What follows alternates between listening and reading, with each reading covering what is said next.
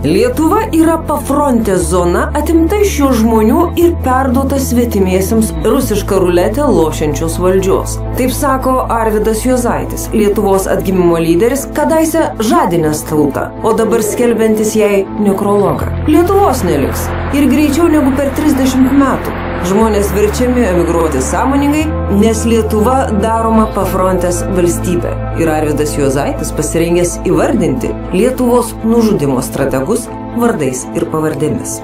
Jeigu Landsbergis būtų tapęs prezidentas, Lietuva būtų nusižudžius. Ir viskas. Labiau į kino žvaigždę nei į politiką panašus Juozaitis gražiai kalbėti nemokėjo niekada. Istorinė klaida. Tai žodžiais Juozaitis 99 metų kovo 15 dieną įvardijo Vytauto Landsbergio išrinkimą aukščiausiosios tarybos pirmininku. Po to veiksmo Lietuva jau turėjusi vis mažiau šansų. Iš pradžių bus išvaryti jo žmonės, tada nurašyta kalba, o galiausiai tie, kurie dabar čia liko, taps antrarūšiais žmonėmis. Mat, labai buvo didelė aistra būtent Landsbergio privatizuoti Lietuvą, paskelbti praktiškai Lietuvą savo būdvardžiu. Bet jisai pirma, paskui tik Lietuva. Tas buvo akivaizdu, reikėjo daryti viską, kad tas neįvyktų, nes tada jau būtų, kaip dabar, nusikalstama partija skelbti Lietuvos tautinius komunistus, tada ir socdemus visus.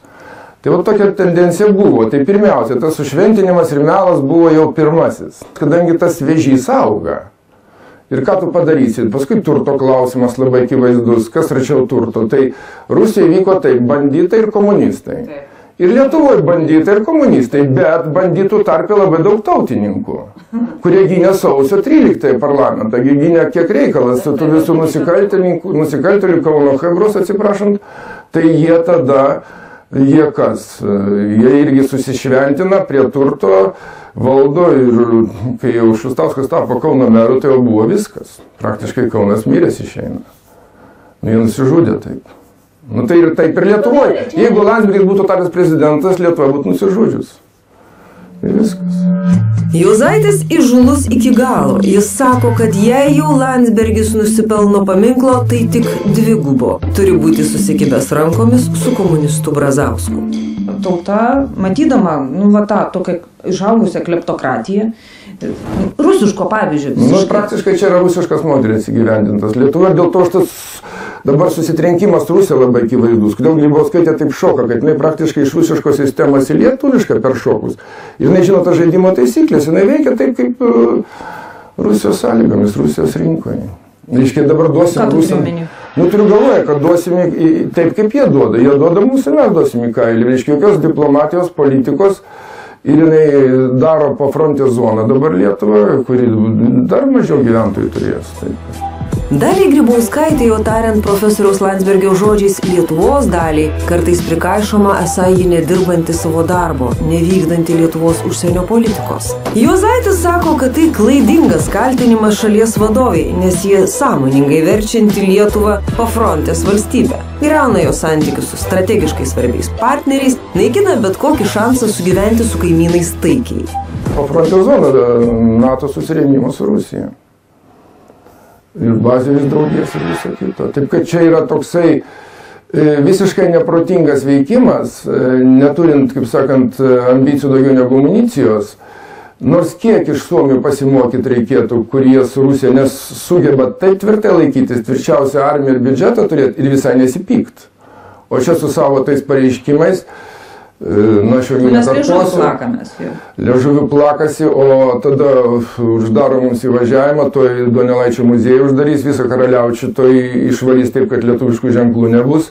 Reikia vien turėti galvoje tai, kad ir per šaknis Lietuvos kertama, o kai šito mes neturėsim ir mes nevažinėjom prie savo kalbos, knygų, dabar iš vis uždarytas Karaliaučiaus kraštas Grybauskaitės nuopelnas, sakykime, per pusę. Juozaitis sako, kad Lietuvos naikinimo strategijos dalis yra ir vadinamoji idėja Lietuvai. Planas suteikti ekonominiams emigrantams dvigubą pilietybę, taip padarant Lietuvoje likusius žmonės visiškai antrarūšiais padarais. Turtiniai dalykai tai yra, kai tu matai, kad greta kažkas tai sugeba pasidaryti, o tu negali ir tu turi tą auką nešti ir didžioji dalis žmonių neša. ir jie yra žiūrio nepagarboj. Ta prasme, Lietuvos kaip piliečio čia negerbė. Žmogaus, kuris čia... Tai dar mažo to, kad negerbė čia dirbančių Lietuvų. Tai dar nori pabėgusiems suteikti Lietuvos, ne Lietuvos, bet tą vadinamą dvigubą. Turi čia būti ne dviguba pilietybė. Žodžiu, jie gauna bonusus pabėgę ir jie tada praktiškai dar skatinama. Tu ten gausi dar kitos valstybės apsaugą, jeigu Lietuva jau pražus. Čia yra tiesiog savižudiška dvigubos pilietybės idėja. Tai dabar klausimas toks, o tai čia strategija? Pasak Juozaičio, čia jums ir atsakymas, kodėl Lietuvą naikinantiems buvo taip svarbu patraukti iš viešo gyvenimo žmogų, kurio žodžius kartodamos kelios lietuvių kartos mokėsi mylėti Lietuvą. Poetą Justiną Marcinkevičių. Globali Lietuva, teritorija. Čia Oželytė dabar reikia, jinai pirmoji ištransliuoja. Visas šitas.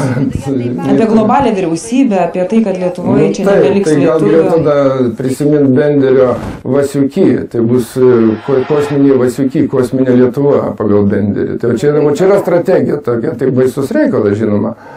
Vienintelė strategija, kuri dabar dar įmanoma, tai Justino Marcinkevičiaus, kur praktiškai jis neturi išeities žmogus, lietuvis. Jis parodė, kad jis neturi išeities, jis yra ir kalbos įkaitas, ir istorijos įkaitas. Jis neturi teisės palikti, kaip motinos neturi teisės palikti.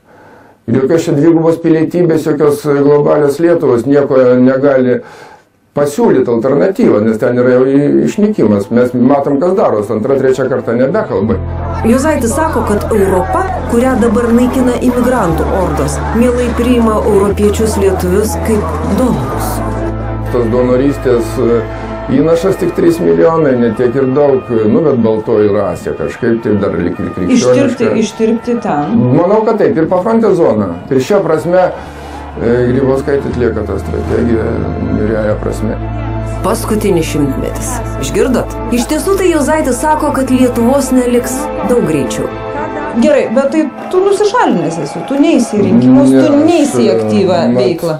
Vis dėlto aš esu Justino Marcinkevičiaus pasekėjas. Pavyzdžiui, man irgi atkaru yra save reklamuoti. Bet tu laidoji Lietuvą, iš principo tu laidoji Lietuvą. Gerai, 2050 metais čia, kaip sako Želytė, čia lietuvių nebebus, ne? Palaukit, aš tos ponės tikrai nenoriu cituoti. Bet tai jinai dabar tą skleidžia ideologiją. Na, neskleidžia tiesiog tai, ką aplinkui. Jau senai numatyta ir paskaičiuota, ką čia. Sakant, žiurkės irgi cypė. Arvydas Juozaitis mato Lietuvą kaip savižudį, kuris prisipila šiltą vonę ir persipjauna venas, kad lėtai ir neva neskausmingai mirtų. Kraujas palaipsniui išbėga, tas momentas, kai sustoja, viskas net nejauti. Tai dabar Lietuvoje vyksta tas procesas. Jau perpjautos yra venos ir bėga kraujas. Ir nėra jokios, niekas neturi, Juozaitis neturi idėjos. Nenoriu užrišti. O kaip užrišti?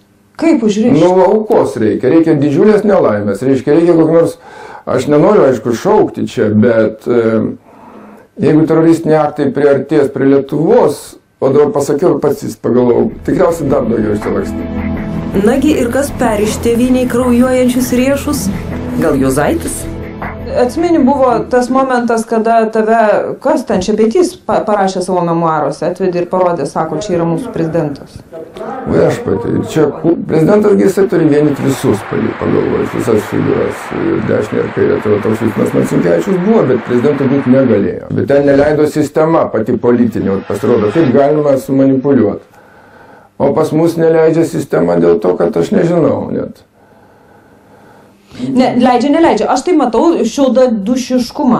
Galima sakyti, kaip nori. Dabar iš tavęs. Ta prasme, tu kritikuot gali, vertinti gali, bet tu pasitrauk. Aš parašysiu jums apie jūsų mirtį.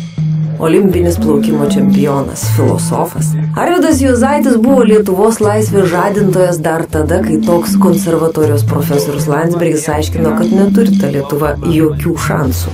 Niekas nerinko Landsbergio sąjūdžio suvažiavimo metu pirmininkų. Vadovėlėse parašyta, viešpatie, kiek galima meluoti. Siaubas. Nueini į sąjūdžio muziejų, gėda.